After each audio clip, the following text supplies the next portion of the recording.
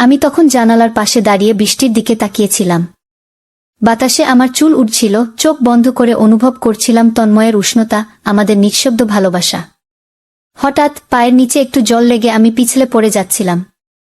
শরীরটা হঠাৎ ভারহীন মনে হচ্ছিল, যেন সবকিছু এক সেকেন্ডের মধ্যে পাল্টে যাচ্ছে। ঠিক সেই মুহূর্তে সৌরভ পিছন থেকে এগিয়ে এসে আমার কোমরে হাত দিয়ে আমাকে সামলে নিল।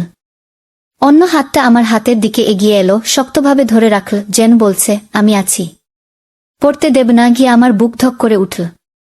শরীরটা পুরোপুরি ওর বুকে ঠেকে গিয়েছিল। চোখ তুলে দেখলাম সৌরভের চোখে স্পষ্ট দুশ্চিন্তা, কপালে বিন্দু বিন্দু ঘাম। ও বলল না কিছু, কিন্তু তার হাতের শক্ত স্পর্শ আর চোখের ভাষা আমাকে বুঝিয়ে দিল, এই মুহূর্তটা ওর কাছে শুধু বন্ধুত্বের নয়, কিছু গভীরের। আমি তন্ময়ের দিকে তাকালাম। ওর মুখে কিছুটা চমক, কিছুটা অস্থিরতা। সে হয়তো ভাবেনি সৌরভ আমাকে এমনভাবে আগলে ধরবে। আমার নিজের বুকেও তখন এক অজানা ঢেউ উঠছিল। সৌরভের হাত থেকে ধীরে ধীরে নিজেকে ছাড়িয়ে নিলেও সেই স্পর্শ যেন গায়ে লেগে রইল। আমি একটু কাঁপা কাঁপা গলায় বললাম, ধন্যবাদ সৌরভ, না থাকলে হয়তো পড়েই যেতাম। বন্ধুরা, আজকের এই গল্পটি আরও স্পেশাল, না দেখলে খুব মিস করবেন। আর দয়া করে গল্পটি ভালো লাগলে ভিডিওটি লাইক, কমেন্ট, শেয়ার ও চ্যানেলটি সাবস্ক্রাইব করে দেন প্লিজ। সেদিনের দিনটা ছিল একটি মেঘলা, আকাশে বৃষ্টি নামছে এমন একদিন। আমি সেদিন সকালেই বাড়ির কাজকর্ম শেষ করে স্নান করার জন্য প্রস্তুতি নিচ্ছিলাম। বাইরে যে বৃষ্টি শুরু হয়েছিল তা দেখেই বুঝতে পারছিলাম যে আজকে একটা বড় ঝড় আসবে। আমি স্নান করতে গিয়ে অনুভব করছিলাম জীবনের একটা অদ্ভুত অনুভূতি।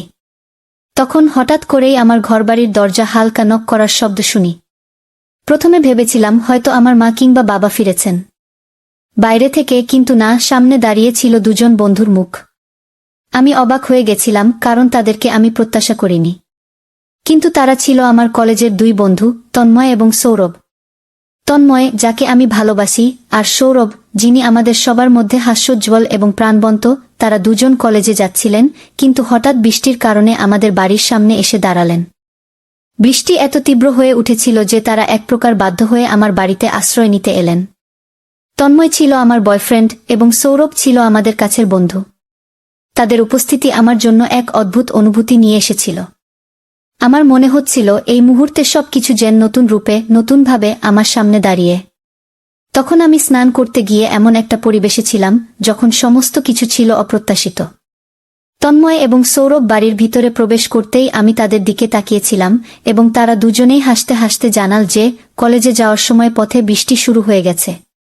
আমরা সবাই জানতাম যে বৃষ্টির মধ্যে বাইরে থেকে আসাটা বেশ কষ্টকর হতে পারে, এবং এটা ছিল সেই সময় যখন একে অপরের পাশে থাকতে হবে। আমাদের মধ্যে এক অদ্ভুত, নীরব বোঝাপড়া তৈরি হল। এভাবে আমাদের সম্পর্ক এবং বন্ধুত্বের এক নতুন অধ্যায় শুরু হয়েছিল। বৃষ্টি, বন্ধুত্ব এবং ভালোবাসা, এগুলো একে অপরের সঙ্গে মিশে গেল। আসলেই জীবনের কোনো মুহূর্ত যখন অপ্রত্যাশিত হয়, তখন তার অভিজ্ঞতা অনেক বেশি গভীর এবং স্মরণীয় হয়ে থাকে। তন্ময় এবং সৌরভ যখন আমার বাড়িতে প্রবেশ করল, আমি কিছুটা অস্বস্তি অনুভব করছিলাম, কারণ আমি স্নান করতে গিয়েছিলাম এবং আমার সঙ্গে সে সময় কোনো পোশাক ছিল না।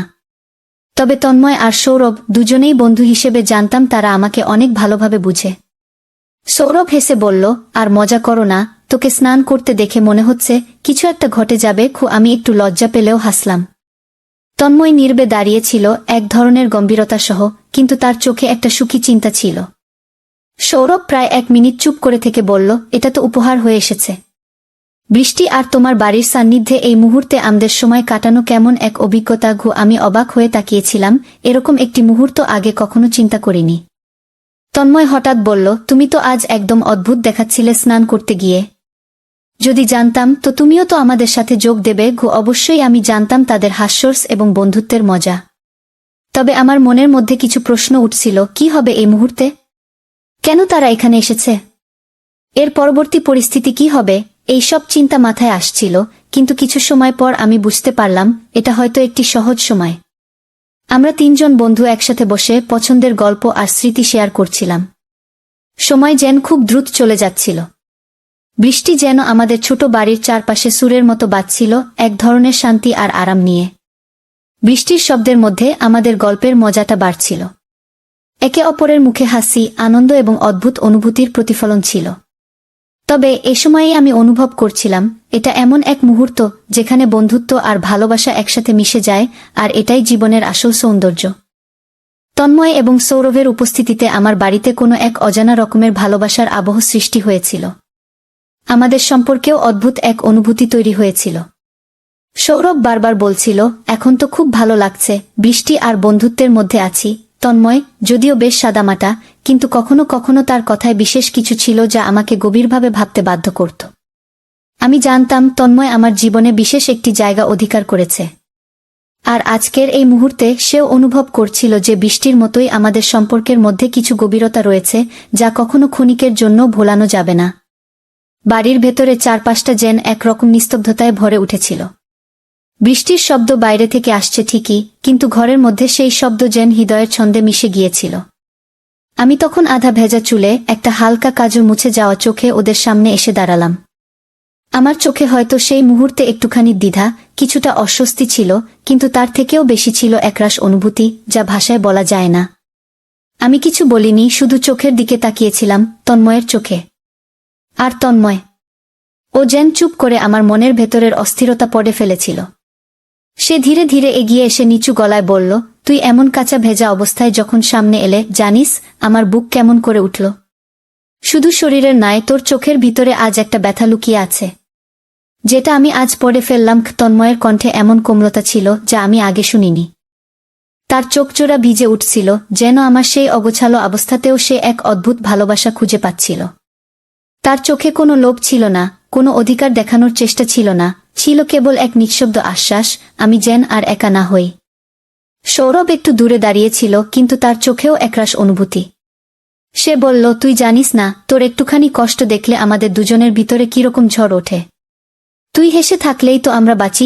আমি কাপা কাপা গলায় শুধু বললাম, তোমরা এসেছ, সেটাই আমার জন্য অনেক। আজ খুব একা লাগছিল। আর কিছু বলতে পারিনি, গলা বুঝে এসেছিল। তন্ময় হঠাৎ আমার কাঁধে হাত রাখল এবং খুব ধীরে বলল, আমরা থাকব। তুই শুধু বলিস কখন তোর মন খারাপ। তোকে নিয়ে যতবার চিন্তা করি, বুঝি তুই শুধু আমার নয়, আমার হৃদয়ের সবটুকু দখল করে নিয়েছিস। সেই মুহূর্তে সৌরভ আমাদের দিকে তাকিয়ে বলল, ভালোবাসা মানে তো কেবল প্রেম নয়। ভালোবাসা মানে তো এমন বন্ধু হওয়া যে তোর এক ফোঁটা কান্না সহ্য করতে পারে না। আমার চোখ বেয়ে এক ফোঁটা জল গড়িয়ে পড়ল, আর আমার মন বলল, এই মুহূর্তটাই আমার জীবনের সবচেয়ে সুন্দর উপহার। আমরা তিনজন চুপ করে বসেছিলাম। বাইরে তখনও বৃষ্টি থামেনি। জানলার ফাঁক দিয়ে হালকা ঠান্ডা বাতাস ঘরের ভেতরে ঢুকছিল। আমি একটা কম্বল গায়ে জড়িয়ে বসেছিলাম, আর তন্ময় ঠিক আমার পাশেই। সৌরভ আমাদের উল্টো দিকে চুপ করে বসেছিল, চোখে মুখে এক অদ্ভুত ভার। তন্ময় আমার দিকে তাকিয়ে বলল, তুই জানিস, তোর মুখটা এখন যেন একদম বৃষ্টির মতো কোমল, ভিজে, কিন্তু ভেতরে এক অজানা তীব্রতা লুকিয়ে আছে। আমি আজ তোকেই নতুন করে দেখতে পাচ্ছি। তার কথাগুলো যেন আমার হৃদয় ভেদ করে ঢুকে গেল। আমি একটু নিচু স্বরে বললাম, ভালোবাসা বুঝি এমনই হয়, যেখানে শুধু তাকিয়ে থাকলেই সব বলা হয়ে যায়। তন্ময় আস্তে মাথা নাড়ল। চোখ দুটো তার চকচক করছিল, যেন অনেকদিন ধরে জমে থাকা কথাগুলো চোখ দিয়েই বলতে চাইছিল। সে বলল, হয়তো এর নামই ভালোবাসা, যেখানে তোর মুখের অস্বস্তি এক ফোঁটা অশ্রু আমাকে কাঁপিয়ে দেয়। আমি তোর দুঃখ দেখতে পারি না, তুই শুধু থাক, বাকিটা আমি দেখতে পারব। সৌরভ, যে এতক্ষণ কিছু বলেনি, হঠাৎ একটু গম্ভীর হয়ে বলল, তোমরা দুজনের মাঝে এমন কিছু আছে যেটা আমরা বাইরে থেকে দেখতে পাই কিন্তু ছুঁতে পারি না। আমি শুধু চাই এই ভালোবাসা কখনো ভেঙে না যাক। আমার মন এক অদ্ভুত শান্তিতে ভরে উঠেছিল। জানলার কাছে বৃষ্টির ফোঁটাগুলো যেন আমাদের এই অনুভূতিগুলোর সাক্ষী হয়ে থাকল। আমি একটু এগিয়ে তন্ময়ের হাতে হাত রাখলাম। ঠান্ডা হাত, কিন্তু তাতে ছিল আগুনের মতো উষ্ণতা। আমরা দুজনেই চোখে চোখ রেখে শুধু অনুভব করছিলাম শব্দহীন ভালোবাসার প্রতিটি স্পর্শ। ঘরের বাতিটা তখন মৃদু আলো দিচ্ছিল। বৃষ্টির শব্দ একটু কমে এসেছিল, যেন প্রকৃতি নিজেও আমাদের মুহূর্তটা নীরবে উপভোগ করছিল। তন্ময় পাশে বসেছিল, আর আমি জানালার পাশে। আমাদের মাঝে কোনো কথা হচ্ছিল না, কিন্তু আমাদের চোখে চোখ রাখা ছিল যেন এক নীরব কবিতা। তন্ময় হঠাৎ ধীরে ধীরে আমার পাশে এসে বসল। তার আঙুলগুলো আমার আঙুল খুঁজে নিল। তার সেই স্পর্শ একেবারে কোমল, কিন্তু অদ্ভুতভাবে আশ্বস্তিকর। যেন বলছিল, তুই আছিস, আমি আছি, আর কিছু লাগবে না। আমি চমকে উঠিনি, কারণ তার স্পর্শে কোনো চাহিদা ছিল না, ছিল কেবল ভালোবাসা। সে আমার কাঁধে হাত রাখল। ঠান্ডা হাত, কিন্তু তার ভিতর থেকে যে উষ্ণতা ছড়াচ্ছিল তা আমার বুক কাঁপিয়ে দিচ্ছিল। সে ধীরে ধীরে আমার চুলে আঙুল চালাতে লাগল আর বলল, তুই জানিস, তোর এই ভেজা চুলের গন্ধটা আমার জন্য এক ধরনের শান্তি। আমি হেসে চোখ নামিয়ে ফেললাম। আমার গাল গরম হয়ে উঠেছিল, চোখে ছিল হালকা অশ্রু। আমি তার বুকের দিকে একটু হেলে পড়লাম। তন্ময় তখন আমার মাথায় আলতো চুমু খেয়ে বলল, তুই যদি চুপচাপ আমার বুকে মাথা রাখিস, আমি সব ভুলে যাই। পৃথিবীর সব ঝড় যেন বন্ধ হয়ে যায়। তার বুকে মাথা রেখে আমি চোখ বন্ধ করলাম। আমি যেন তখন আর নিজের ঘরে নয়, তার হৃদয়ের গভীরে গিয়ে আশ্রয় নিয়েছি। আমি তখন জানালার পাশে দাঁড়িয়ে বৃষ্টির দিকে তাকিয়েছিলাম। বাতাসে আমার চুল উড়ছিল, চোখ বন্ধ করে অনুভব করছিলাম তন্ময়ের উষ্ণতা, আমাদের নিঃশব্দ ভালোবাসা। হঠাৎ পায়ের নিচে একটু জল লেগে আমি পিছলে পড়ে যাচ্ছিলাম। শরীরটা হঠাৎ ভারহীন মনে হচ্ছিল, যেন সবকিছু এক সেকেন্ডের মধ্যে পাল্টে যাচ্ছে। ঠিক সেই মুহূর্তে সৌরভ পিছন থেকে এগিয়ে এসে আমার কোমরে হাত দিয়ে আমাকে সামলে নিল।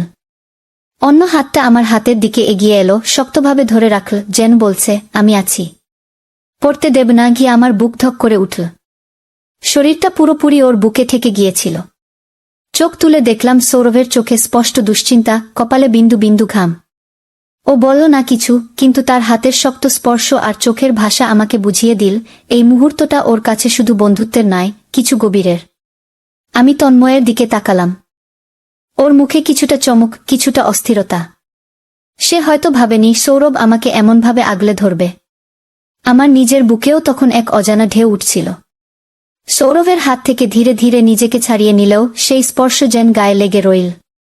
আমি একটু কাঁপা কাঁপা গলায় বললাম, ধন্যবাদ সৌরভ, না থাকলে হয়তো পড়েই যেতাম। সৌরভ তখন ধীরে বলল, তুই পড়ে গেলে শুধু শরীর নয়, মনটাও ভেঙে যেত আমাদের। আমি তো তোকে ভাঙতে দিতে পারি না, কখনো না। চারপাশে তখন নিস্তব্ধতা। শুধু ঘরের ঘড়ি টিকটিক করছিল আর বাইরে বৃষ্টির ফোঁটা পড়ছিল ছাদের উপর। মুহূর্তটা ভারী হয়ে উঠছিল। তন্ময়, সৌরভ, আমি, তিনটি হৃদয়ের মাঝখানে এক ভিজে গল্প জমে উঠছিল। সৌরভ যখন কোমরে হাত দিয়ে আমাকে সামলে নিল, তখন আমার হৃদয় যেন থেমে গিয়েছিল। সেই অপ্রত্যাশিত স্পর্শ, চোখে চোখ পড়া আর তন্ময়ের নীরব দৃষ্টি, সবকিছু মিলে এক অজানা কাঁপুনি আমার শরীর জুড়ে নেমে এসেছিল। আমি কোনো রকমে নিজেকে ছাড়িয়ে নিলাম, মুখে এক হালকা হাসি রাখার চেষ্টা করলাম, যদিও ভিতরে একরাশ ভাবনার জোয়ার বইছিল। আমি একটু ঘরে যাচ্ছি কাপড় বদলাতে, বলেই আমি দ্রুত নিজের ঘরের দিকে চলে এলাম। ঘরে এসে দরজাটা ভেতর থেকে বন্ধ করলাম। স্নানের ভেজা কাপড়গুলো গায়ে লেপ্টে ছিল, কিন্তু মনে হচ্ছিল প্রশ্ন আর দ্বিধা জড়িয়ে আছে। আমি আয়নার সামনে দাঁড়িয়ে নিজের চোখের দিকে তাকালাম। চোখের কোণে এখনো সৌরভের হাতের স্পর্শ টের পাচ্ছিলাম। অথচ আমার মন জানত, তন্ময় আমার হৃদয়ের ঠিকানা। কিন্তু কেন তন্ময় কিছু বলল না? কেন ও চুপ করে সবকিছু দেখল, অথচ একটাও কথা বলল না? আমার মনে হচ্ছিল যেন আমি দুই দিকের টানাপোড়েনে আটকে গেছি। একদিকে তন্ময়ের গভীর ভালোবাসা, অন্যদিকে সৌরভের আচমকা অনুভব, যা হয়তো অনেক আগে থেকেই ওর ভিতরে জমেছিল। আমি ধীরে ধীরে শুকনো পোশাক পরে নিলাম, একটা হালকা গোলাপি কামিজ আর সাদা পায়জামা। চুলটা তোয়ালে দিয়ে মুছে এলোমেলো করে বাঁধলাম। নিজেকে যতটা সম্ভব শান্ত রাখার চেষ্টা করছিলাম, কিন্তু সত্যি বলতে মনটা ছিল অস্থির। হাত দিয়ে বুকটা চেপে ধরে বললাম, আমি কি কিছু ভুল করছি? নাকি ভালোবাসা মানেই এমন জটিল হয়? ঘরের বাইরের নীরবতা আমাকে আর স্থির থাকতে দিচ্ছিল না। জানতাম বাইরে দুইটা চোখ আমার ফেরার অপেক্ষায়, একটা গভীর ভালোবাসা নিয়ে আর একটা হয়তো গোপন অনুভূতির বিষয় নিয়ে। আমি ঘর থেকে বেরিয়ে এলাম। গায়ে হালকা গোলাপি জামা, ভেজা চুলের সুবাস, চোখে কিছু না বলা ভাবনা। আমার সামনে তখন তন্ময় ও সৌরভ চুপচাপ বসেছিল, দুজনেই যেন নিজেদের ভিতরের দ্বন্দ্ব নিয়ে যুদ্ধ করছে। আমি আস্তে হাঁটতে হাঁটতে ওদের সামনে এসে দাঁড়ালাম। আমাদের মাঝে কিছু সময় নীরবতা ছিল, যেন হৃদয়গুলো একে অপরের গতি পড়ার চেষ্টা করছে। তন্ময় চোখ তুলে তাকিয়ে বলল, তুই খুব সুন্দর লাগছিস, কিন্তু জানিস আমি আজ ভয় পাচ্ছি তোকেই হারিয়ে ফেলব কিনা। আমি অবাক চোখে তার দিকে তাকালাম। ওর কণ্ঠে কাঁপুনি, চোখে লুকানো অস্থিরতা। আমি কিছু বলতে যাচ্ছিলাম, তখন সৌরভ হঠাৎ উঠে দাঁড়িয়ে বলল, তুই একা তন্ময়ের নয়, তুই আমাদের দুজনেরই অনুভব। আমি চুপ করে থেকেছি অনেকদিন ধরে, কিন্তু আজ তোর পড়ে যাওয়া, তোকে ছুঁয়ে ধরা, সবকিছু আমার ভিতরটা কাঁপিয়ে দিয়েছে। আমি হতবাক। দুজনেই তাদের হৃদয়ের দরজা খুলে দিয়েছে আমার সামনে। আমি চুপ করে দাঁড়িয়েছিলাম, কিন্তু ভিতরে একরাশ ভালোবাসা একসাথে দুজনের জন্যই ঢেউয়ের মতো উঠছিল। তন্ময় আস্তে আমার হাত ধরল। আমরা যদি তিনজনেই জানি আমরা একে অপরের জীবনে কতটা দরকার, তবে এই ভালোবাসাকে কোনো নাম দেওয়ার দরকার আছে কি?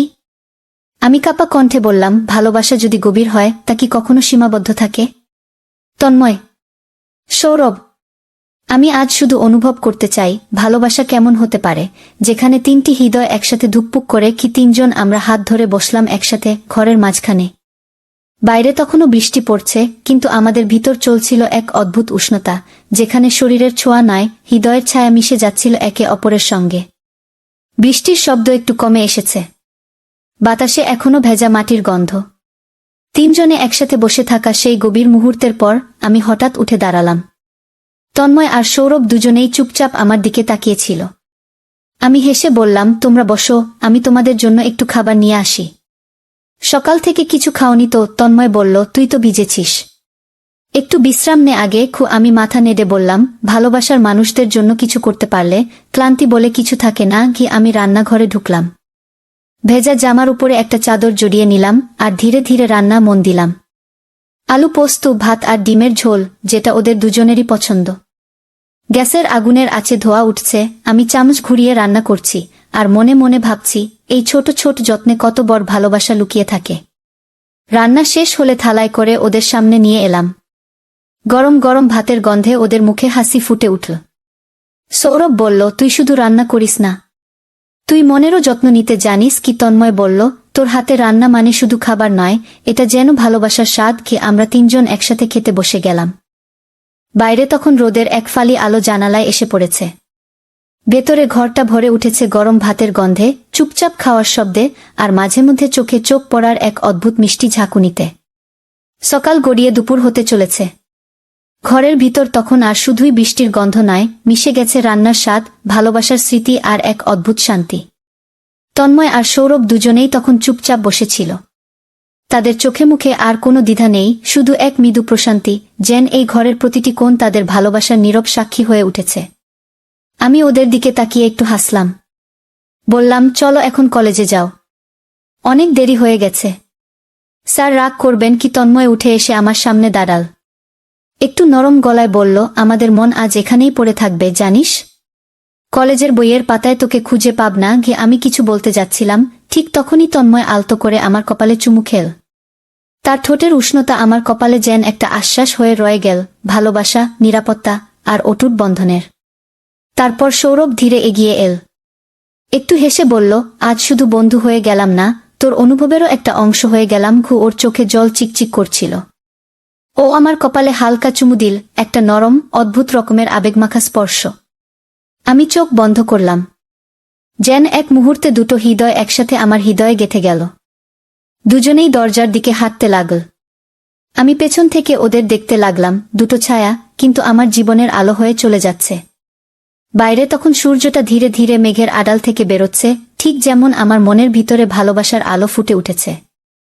তো বন্ধুরা, ভিডিওটি ভালো লাগলে কমেন্টে জানাবেন। এইরকম ভালোবাসার গল্প শুনতে চাইলে চ্যানেলটা সাবস্ক্রাইব করুন এবং পাশে থাকুন আর আপনার বেল আইকনটা বাজিয়ে রাখুন, যাতে নতুন ভিডিও আপলোড করা মাত্র আপনারা দেখতে পারেন।